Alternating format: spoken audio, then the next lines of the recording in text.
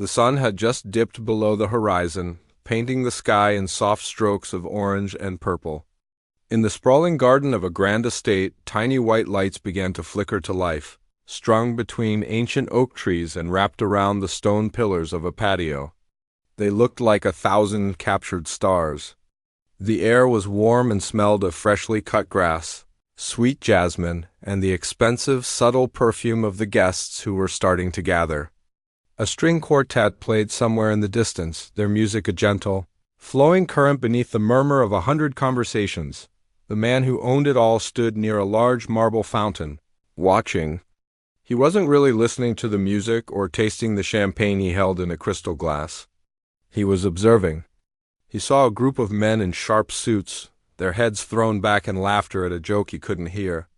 He saw a woman in a shimmering green dress, her hand resting on the arm of a man who looked at her as if she were the only person in the world.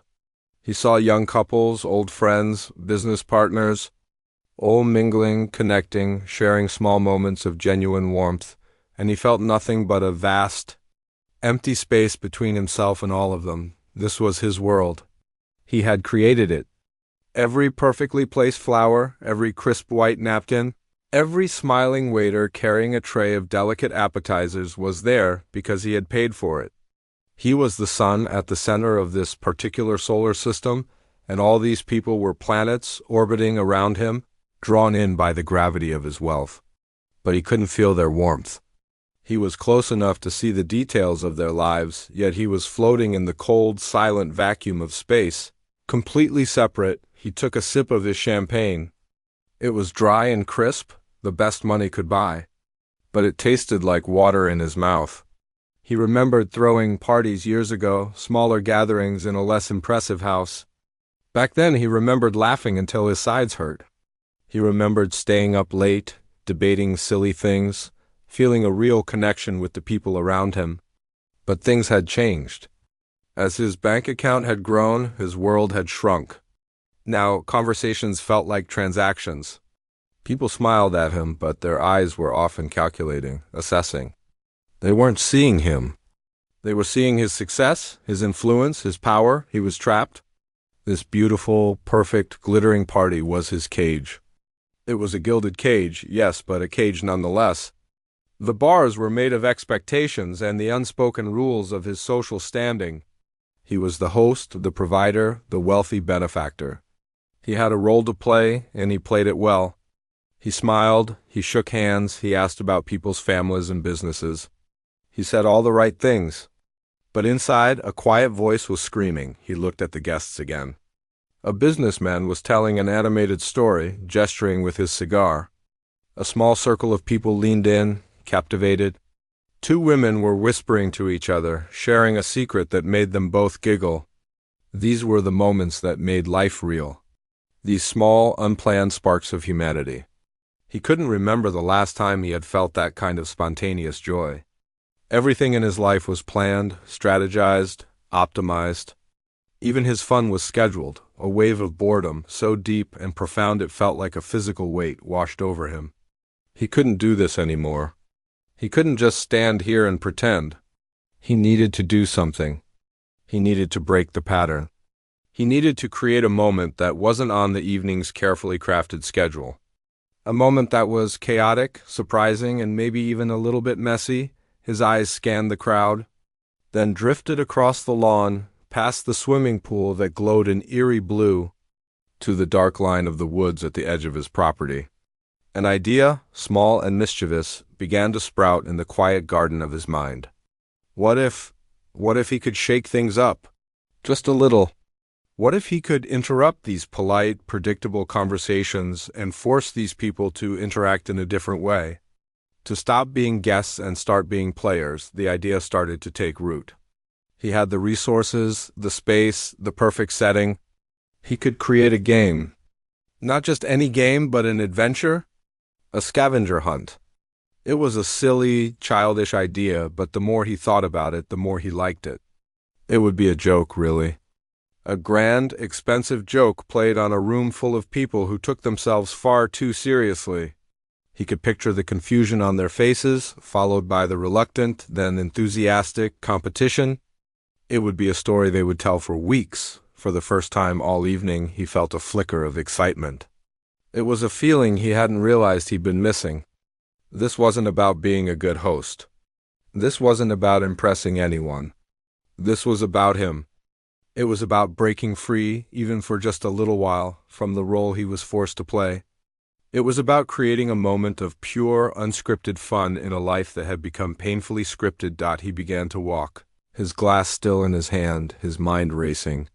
He started mapping out a path in his head, a series of clues that would lead his guests on a journey through his perfectly manicured world.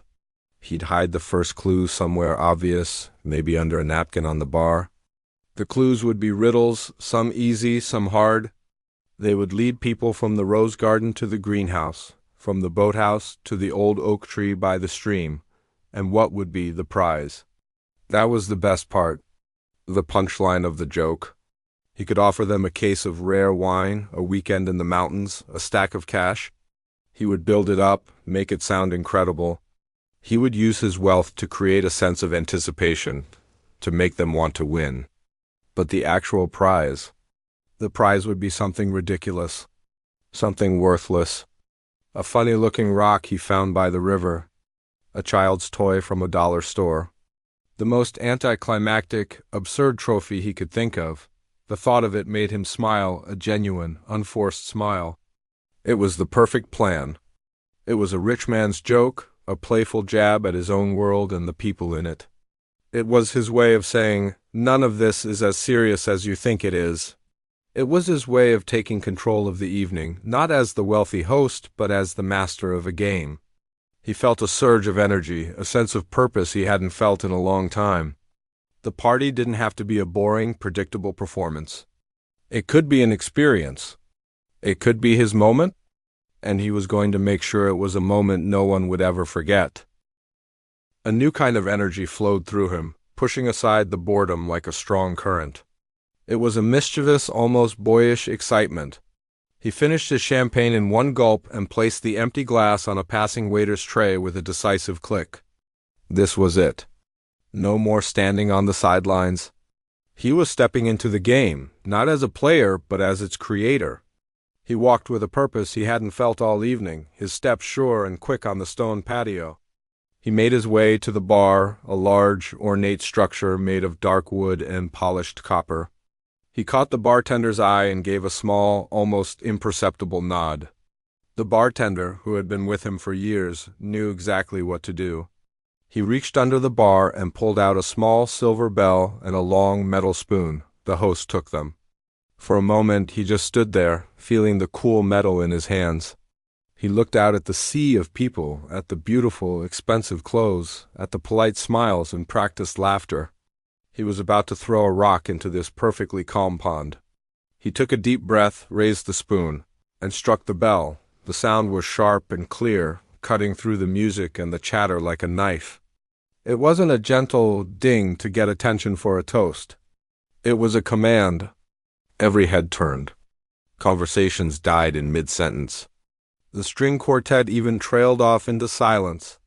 All eyes were on him, standing by the bar, a faint, knowing smile playing on his lips. He let the silence hang in the air for a moment, just long enough for a ripple of curiosity to turn into a wave of anticipation. "Good evening, everyone," he began, his voice calm and steady, carrying easily across the now quiet lawn. "I hope you're all enjoying yourselves. The food is good, the music is lovely, but I feel like we're missing something. I feel like we're being a little too polite." A few nervous chuckles rippled through the crowd. He had their full attention now. He leaned forward slightly, his eyes scanning their faces, making eye contact with as many people as he could. "So, I've decided we need to shake things up a bit. I've decided we're going to play a game." He paused, letting the words sink in. He could see the confusion, the intrigue. A game at a party like this? It was unexpected, completely out of place. And that was exactly the point. "Now, this isn't just any game," he continued, his voice dropping to a more conspiratorial tone. "This is a scavenger hunt. And I'm not talking about finding a few hidden eggs. I'm talking about a real challenge. A test of wits, a race against time, and a battle of teamwork. He started to walk slowly along the edge of the patio, as if working a stage. And what, you might ask, is the prize? Because I know a group of ambitious people like you won't lift a finger without a proper incentive. He let out a short, hearty laugh. Well, let's just say the prize is worthy of your effort. It's something truly special. Something you can't buy. Something that will make tonight's winner the envy of everyone here. He didn't specify what the prize was. He let their imaginations run wild. A vintage sports car? A piece of rare art? A hefty check? He could see the calculations happening in their eyes. The polite socializing was over. The competition had begun. The rules are simple, he said, raising a finger. The first clue is hidden right here, somewhere in this very bar area. It will lead you to the second. The second will lead you to the third, and so on. You can work in teams, or you can go it alone. It's every person for themselves. The first one to solve the final riddle and find the treasure wins it all. He placed the small silver bell back on the bar. The hunt begins, now. For a second there was a stunned silence. Then someone laughed. And then another. The ice was broken. A wave of excited energy surged through the crowd. People started moving, swarming the bar area, peering under coasters, checking behind bottles, whispering to each other and forming quick alliances. The stuffy, formal atmosphere of the party shattered in an instant, replaced by a chaotic, joyful energy. He watched from a slight distance, a genuine smile on his face. This was exactly what he wanted. He saw a group of 3 men in expensive suits, who had been discussing stock prices just moments ago, now huddled together, arguing playfully about the meaning of a riddle. He saw a woman in a designer dress lift a potted plant, her face lit up with excitement. The party was alive, but one person wasn't moving. She was an older woman with kind eyes and silver hair pulled back in a neat bun. She had been standing quietly near the edge of the crowd all evening, observing everything with a thoughtful, calm expression. She was a guest of a guest, an archivist from a local university who seemed slightly out of place amidst all the wealth and power. While everyone else rushed around in a frenzy, she just watched, a small, amused smile on her face. She wasn't interested in the prize. She was interested in the puzzle. The first clue was quickly found by a loud, boisterous man who held it up triumphantly. It was a small, rolled-up piece of parchment tied with a ribbon. He unrolled it and read it aloud for his group. I have no voice, but I can tell you stories. I have no legs, but I can travel the world. What am I? A book. Someone shouted immediately. The library. Another person yelled, and a large group of people took off running towards the main house. The archivist, however, didn't move. She shook her head slightly, a knowing look in her eyes. Too obvious, she thought. The host seemed like a man who enjoyed a good misdirection.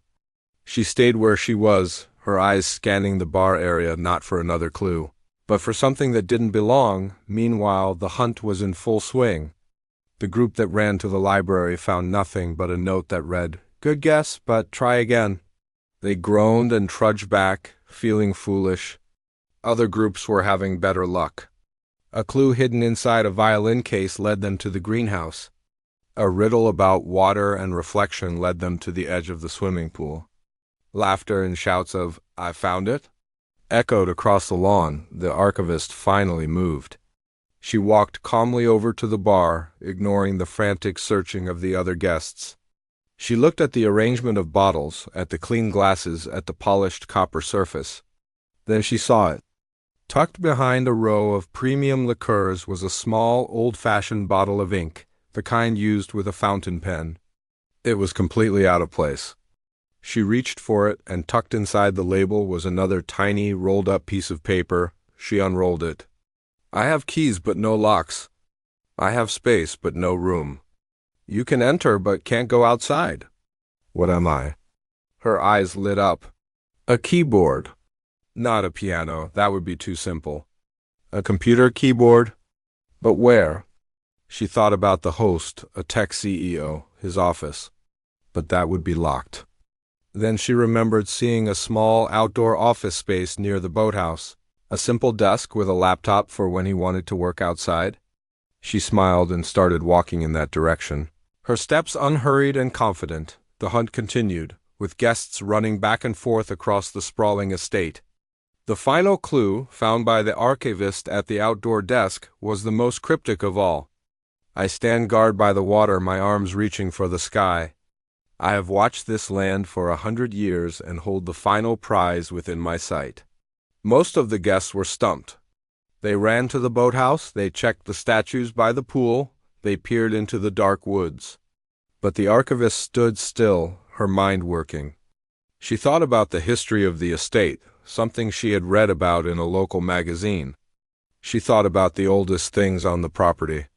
Her gaze drifted past the manicured lawns and the glowing pool to the far edge of the property, where a massive, ancient oak tree stood sentinel by the stream. Of course, she started walking, her pace quickening. A few other guests, seeing her determined stride, started to follow her. When she arrived at the old oak tree, she didn't start searching wildly like the others. She looked up, her eyes tracing the gnarled, twisting branches. And there, tucked into a fork in the wood, high above the ground, was a small, dark shape. She couldn't reach it, but a tall young man who had followed her saw what she was looking at. Without a word, he cupped his hands and boosted her up. She carefully reached into the branches and pulled down a small, unadorned wooden box. It was plain, simple, and looked very old. A small crowd had gathered around her, breathing heavily from the run. She held the box and walked back towards the main house, where the host was waiting, a broad, triumphant smile on his face. The other guests followed, their faces filled with curiosity and anticipation. The game was over. Well done. Well done. The host boomed, clapping his hands together. He took the wooden box from the archivist's hands and held it up for everyone to see. We have a winner. And now, the moment you've all been waiting for. The grand prize. He placed the box on a table and slowly, dramatically lifted the lid. He reached inside and, with a flourish, pulled out the prize. It was a small silver locket, heavily tarnished with age. It was dull, unimpressive, and looked completely worthless. A treasure beyond measure, he announced with a wink, expecting a roar of appreciative laughter at his clever joke, but the roar never came. Instead, a confused, awkward silence fell over the crowd. People looked at the locket, then at the host, their expressions a mixture of disappointment and bewilderment. A few people let out nervous, half-hearted chuckles, but they died out quickly. The joke had fallen completely flat. The host's smile faltered. He looked at the sea of blank faces, a flicker of panic in his eyes. This wasn't. The silence that followed his announcement was a heavy, suffocating blanket. It pressed down on the host, stealing the air from his lungs. His smile, which had been so wide and confident just moments before, now felt like a brittle mask on his face. He could feel a flush of heat creeping up his neck. He had miscalculated terribly. The joke wasn't just unfunny. It was an insult.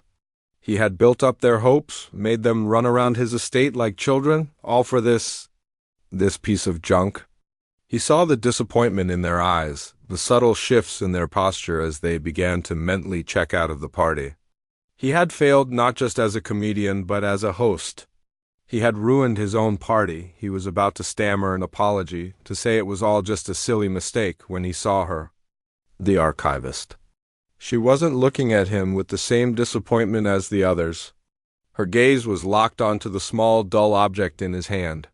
Her face, which had been calm and composed all evening, was now a canvas of raw, unfiltered emotion. Her mouth was slightly open, her eyes wide and glistening. It was a look of profound shock, as if she had just seen a ghost. Slowly, she took a step forward. Then another. The small crowd around the table parted for her as if by an invisible force. She moved with a strange, deliberate grace, her eyes never leaving the locket. She stopped directly in front of him, so close he could see the fine lines around her eyes and the slight tremor in her lower lip. "May I?" she asked, her voice barely a whisper. It was the first time he had heard her speak all night. He was too stunned to speak. He simply nodded and placed the tarnished locket into her outstretched palm. Her fingers, which he now noticed were long and elegant, closed around it gently, as if it were the most fragile thing in the world. She didn't look at the front. She turned it over, her eyes scanning the back, her brow furrowed in concentration. With her thumbnail, she carefully worked at the tiny, almost invisible clasp. There was a soft, faint click, a sound so small in the quiet night that it seemed to echo. The locket sprang open. A collective, involuntary gasp went through the small group of onlookers. But there was no miniature portrait inside, no painted face of a long-forgotten lover. Instead, nestled in the velvet lining, was a tiny, tightly folded piece of paper. Yellowed and brittle with age, the archivist's breath hitched. She reached into her small handbag and pulled out a pair of slender tweezers. With the steady hand of a surgeon, she carefully extracted the folded paper. It was no bigger than her thumbnail.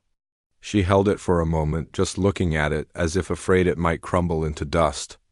Then, with a deep, steadying breath, she began to unfold it. Her movements were impossibly gentle, her touch reverent. As the paper opened, revealing faded, spidery handwriting, her composure finally broke. A single tear escaped and traced a path down her cheek. She didn't seem to notice. Her eyes were fixed on the words. She cleared her throat, but when she spoke, her voice was thick with emotion. "It's a receipt," she said, her voice trembling. "For a watch repair, dated October 16th, 1944, from a shop in Prague." She looked up, her eyes scanning the confused faces around her, then back down at the tiny paper. "There's more. On the back." She took another shaky breath and read aloud, her voice growing stronger with each word, filled with a heartbreaking, distant ache. Muj mil Aniko, until all this is over. Find me, Joseph. The foreign words hung in the air, mysterious and full of a sorrow no one in the crowd could truly understand. The archivist looked up again, her eyes now brimming with tears that flowed freely down her face. "It means, my dear Anna," she translated, her voice cracking. "Anna was my grandmother's name." The world seemed to stop. The awkwardness, the disappointment, the failed joke, it all vanished, replaced by a sudden, breathtaking gravity. The party guests, who had been a collection of individuals just moments before, were now a single, unified audience, completely captivated by the woman standing before them. "My grandmother, she told me stories," the archivist continued, her gaze distant, as if she were looking into the past. "She was just a young woman during the war, living in Prague. She fell in love with a young man named Joseph. He was a watchmaker, and he was part of the resistance. She said he was brave and funny, and he had a way of making her feel safe even when the world was falling apart." She paused, swallowing hard, clutching the tiny piece of paper in her hand. "Just before he was arrested by the Gestapo, he gave her a locket. She never told me what was inside. She just said it was a promise that he would come back to her. But he never did. Joseph never came back from the prison camp. The locket was lost. She lost everything when she had to flee the country. She always said the greatest tragedy of her life wasn't losing her home, but losing that last piece of him. It became a ghost in our family's story. A sad, beautiful story we would tell, but always with the ending missing." She looked down at the open locket in her other hand, her thumb gently stroking its tarnished surface. "After my grandmother passed away, I spent years looking for it. I searched archives, I contacted antique dealers, I followed every lead, no matter how small. It was a fool's errand, I know. A needle in a continent of haystacks. But I had to try. I had to find that last piece of her for her." A profound silence had fallen over the entire party. The string quartet had stopped playing. The waiters had frozen in their tracks. Everyone, from the wealthiest businessman to the youngest guest, was drawn into the circle, their faces illuminated by the soft fairy lights, their expressions a mixture of awe and empathy. This was no longer a party. This was a moment of pure, unscripted humanity. The host stood frozen, his mind struggling to process what was happening. His joke, his silly, pointless, expensive joke. He had bought that locket years ago at an estate sale in a small town. He remembered it clearly. It had been in a box full of old, broken jewelry. He bought the whole box for almost nothing, charmed by the history of the forgotten objects. He chose this specific locket for his prank because it was so ridiculously worthless. He had held a piece of this woman's family history in his hand for years, a treasure beyond all measure, and he had used it as a punchline. A wave of something he couldn't name washed over him. It wasn't embarrassment anymore. It was a deep, humbling awe. He, a man who could buy anything, had accidentally, through a moment of childish boredom, given this woman the one thing she could never find. He had orchestrated a game, and in doing so had stumbled upon a miracle. He looked at the archivist, her face streaked with tears but radiant with a profound, joyous sorrow, and he felt smaller and more insignificant than he had ever felt in his life. And in that moment, it felt like the greatest honor he had ever known. The silence that followed her words was not empty. It was full. It was heavy with the weight of a story that had waited more than 70 years to be heard. The air, once filled with the light chatter of a party, now seemed to vibrate with a shared, unspoken understanding. No one moved. No one spoke. They just stood there, a circle of strangers bound together by a single, miraculous moment. The fairy lights strung in the trees seemed to glow a little softer, as if they too were holding their breath. The host felt as if he were frozen in ice. His mind was a blank slate, wiped clean of every thought, every plan, every worry. All that existed was the woman in front of him, her face illuminated by a single tear that caught the light like a diamond, and the tiny, priceless piece of paper in her hand. His joke, his stupid, childish, arrogant joke. It was supposed to be a moment of cleverness, a way to poke fun at the materialism of his world. Instead, it had become a vessel for a story of love, loss, and survival. He felt a profound sense of unreality, as if he were watching a movie and had forgotten he was one of the characters. He looked at the locket in her other hand. It was no longer a worthless piece of tarnished silver. It was a holy relic. It was a promise made in a time of darkness, a promise that had somehow traveled across an ocean and through decades, only to be unearthed in the most ridiculous of circumstances. He thought about the estate sale where he had bought it. He remembered the dusty barn, the smell of old paper, the feeling of sifting through the forgotten remnants of other people's lives. He had bought the entire box of jewelry for a few dollars, amused by the collection of broken chains, single earrings, and worthless trinkets. He had chosen the locket for his game precisely because it looked so sad and insignificant. The irony was so immense, so crushing, that it almost knocked the breath out of him. He, a man who measured everything in terms of value, had held something of infinite value and had seen it as worthless. Slowly the spell of silence began to break. A woman in the front of the crowd, a guest he didn't know, stepped forward and gently placed a hand on the archivist's arm. It was a simple gesture, but it broke the dam. Another person offered a clean handkerchief. A man in a perfectly tailored suit, who had been boasting about a recent business deal just an hour ago, now had tears in his own eyes.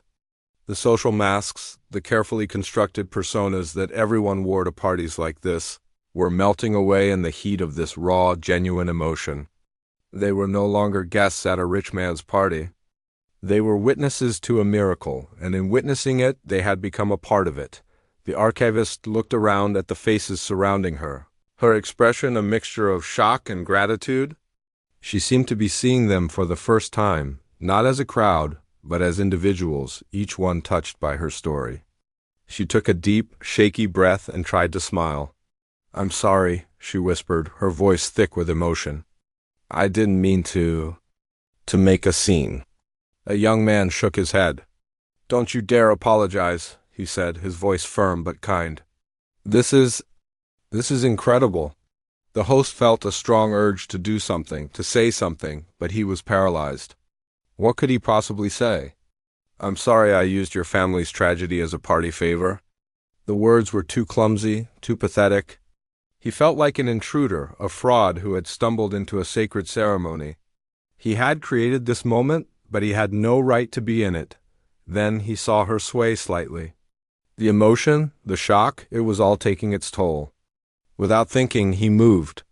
He pushed his way gently through the crowd, his earlier sense of separation gone, replaced by a single, focused purpose.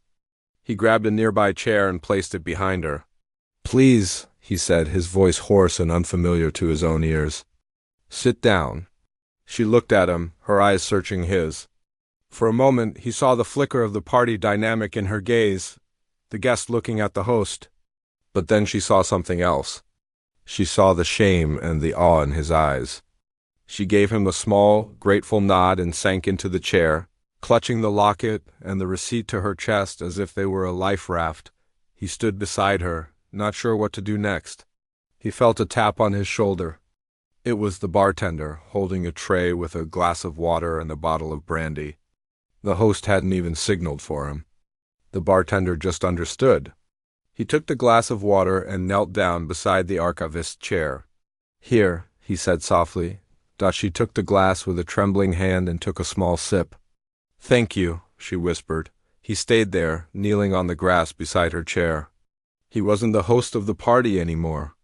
He was just a man, kneeling on the ground next to another person, sharing a moment of profound human connection.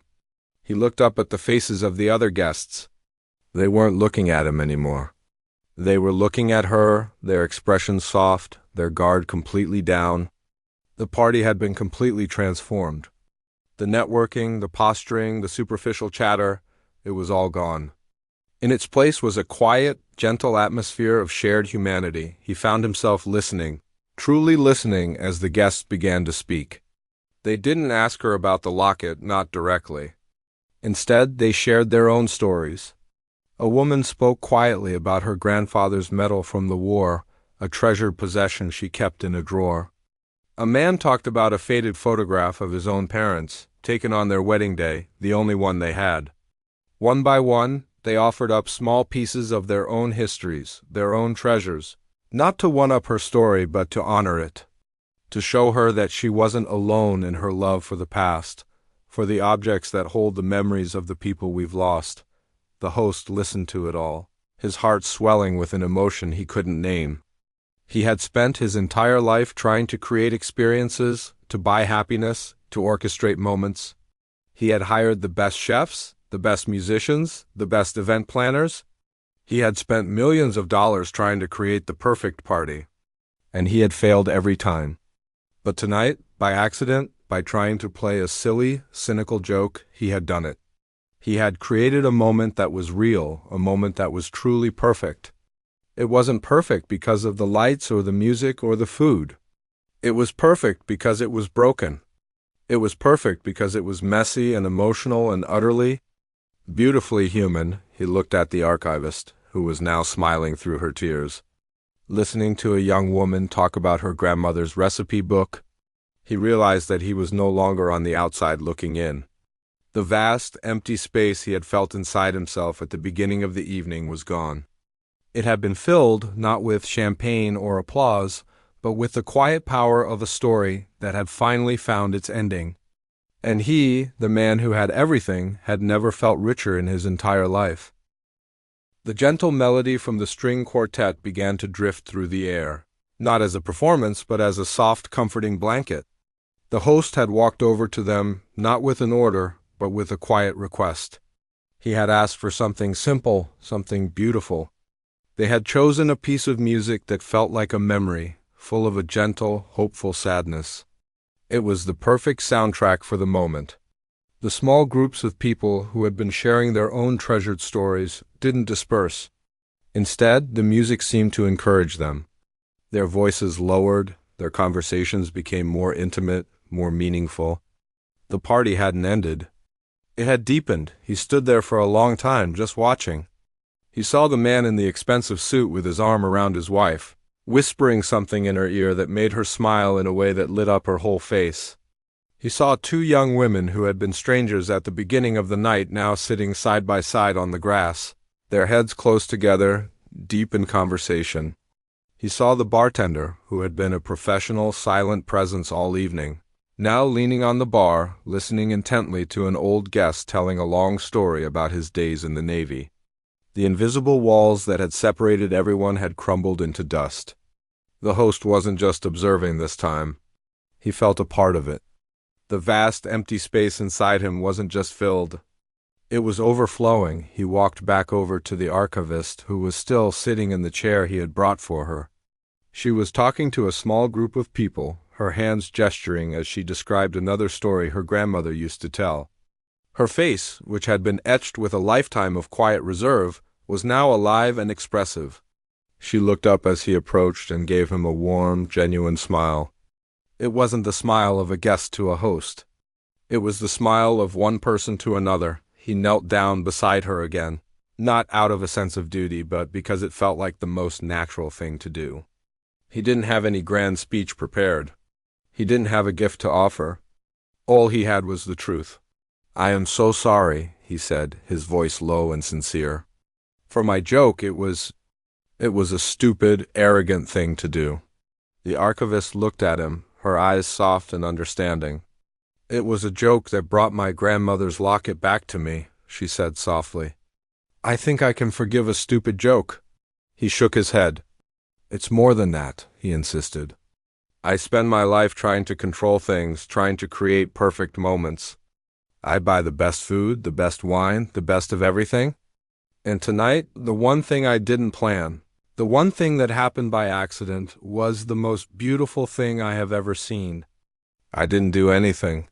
You did. You and your story." He looked at the locket, which she was holding carefully in her lap. "I bought that in a box of junk," he said, a note of wonder in his voice. "I thought it was worthless. I had no idea." "Maybe it wasn't ready to be found," she said gently. "Maybe it was just waiting for the right moment and the right joke." A small laugh escaped him, a real, unburdened laugh. He felt a lightness he hadn't felt in years. He stood up, his knees a little stiff from the grass, and looked out at his party. It was his party, but it didn't feel like his anymore. It belonged to everyone. It belonged to the stories being shared, to the connections being made. He felt a sudden, powerful urge to protect this feeling, to nurture it. He walked over to the bar. The bartender looked up expectantly. "Put away the expensive stuff," the host said. "The $100 a bottle champagne, the rare scotch. Put it all away." The bartender looked confused. "Sir?" "Just bring out the good whiskey," the host said, a smile playing on his lips. "The simple wine. The beer. The things people actually drink when they're talking to each other. And bring me 2 glasses of that whiskey." The bartender nodded, a slow smile spreading across his own face as he understood. He started to clear the top shelf, replacing the fancy bottles with more familiar, humble ones. The host took the 2 glasses of whiskey and walked back to the archivist. He held one out to her. "I don't usually drink this," she said with a small laugh. "Me neither," he admitted. "But I think tonight is a night for new traditions." They clinked their glasses together, the sound a soft, happy chime that blended with the music. They didn't talk much after that. They just sat there, 2 people sharing a quiet moment, watching the party transform around them. People were mingling, but it was different. They weren't networking. They were connecting. A young CEO was asking the old Navy veteran about his travels. A woman who owned an art gallery was listening intently to the archivist talk about preserving old letters. The laughter that echoed across the lawn was no longer polite or performative. It was real, loud, and uninhibited. As the night went on, the party began to wind down, but not in the usual hurried way. People didn't rush for the door. They lingered, reluctant to let the magic of the evening end. When they did leave, they sought him out to say goodbye. Their words were different. "Not great party, thanks, but thank you." That was a truly special night. One man, a serious-looking investor he had been trying to do business with for months, simply shook his hand and said, "That was the most human evening I've had in a long time." "Thank you." The last to leave was the archivist. She had carefully wrapped the locket and the tiny receipt in a clean handkerchief and placed it in her bag. She walked over to him where he was standing by the now-quiet bar. "I don't know how I can ever thank you," she said. He shook his head. "I should be thanking you. You gave everyone a gift tonight. You gave me a gift." She smiled, a sad, beautiful smile. I'm going to try and find out what happened to Joseph, she said. With the note, the date. Maybe there's a record somewhere? If you need any help, he said, then stopped himself, realizing how it sounded. I don't mean money. I mean, if you need help looking through archives, or if you need to travel, or anything, just let me know. As a friend. Her smile widened. I will, she said. And then she did something that surprised him. She reached out and gently squeezed his arm. Good night. He watched her walk away, a solitary figure disappearing down the long, illuminated driveway. Then he was alone. The caterers were quietly cleaning up in the distance. The lights were still twinkling in the trees, and the estate was once again his. But it felt different. It didn't feel like a gilded cage anymore. It felt like a home. It felt like a place where real things had happened. He walked over to the old oak tree by the stream, the final destination of his silly game. He leaned against its rough bark and looked up at the stars. He thought about the locket, about the look on the archivist's face.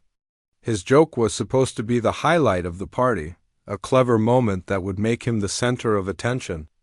And in a way it was, but not in the way he had planned. The joke had failed, and in its failure it had created something far more wonderful than he could have ever imagined. The greatest moment of the party wasn't the joke itself, but the beautiful, unexpected truth that it had accidentally revealed. And for the first time in a very long time, the rich man felt truly, profoundly wealthy.